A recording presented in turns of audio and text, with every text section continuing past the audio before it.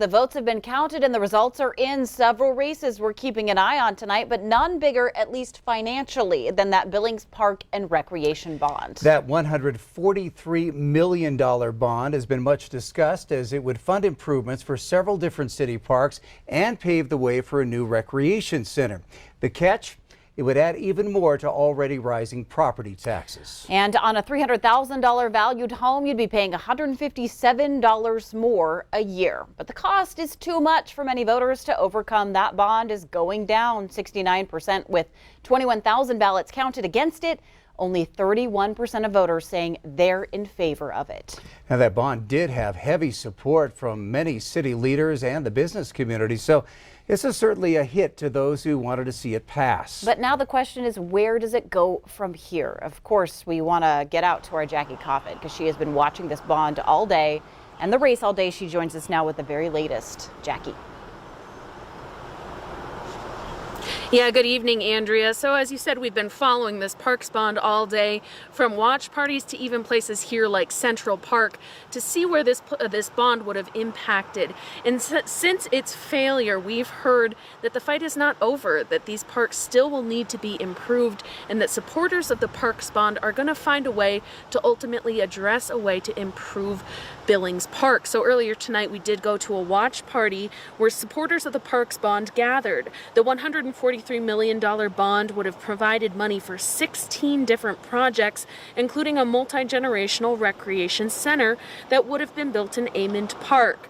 When the votes came in, there was a lot of disappointment in the room, but local business leaders and city leaders say they will regroup and discuss ways to make Billings better, even if that's a turn away from the parks and towards public safety.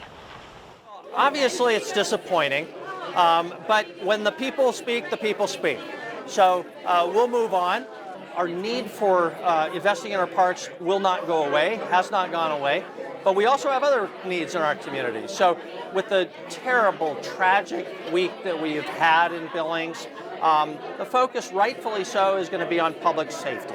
No, I don't know that there, right now, there's not a plan B. I know there's very pressing other issues within Billings.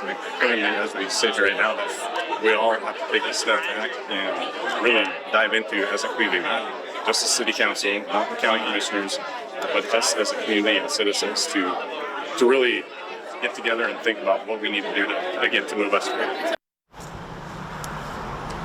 Well, Jackie, the mayor mentioned public safety. Did he talk about expanding that now that this parks bond has failed? Yeah, Russ, he did. He told me that the city council and city leaders are going to work with the county and look at different ways that our city can invest and expand public safety. One of those topics, of course, is expanding and building a new jail. And we heard from county commissioners earlier that they are looking at putting a bond in front of voters in the future to undertake this effort. The mayor also mentioned the need for front-end services, as well as some efforts in the schools that Billings voters might have a chance to weigh in on. A lot of that will be seen as this situation continues to develop. Now that the parks bond has failed, they're going to be focusing their efforts elsewhere, but saying again that the need to improve city parks is not yet through. So for now in Billings, Jackie Coffin, I'm going to send it back to Russ and Andrea.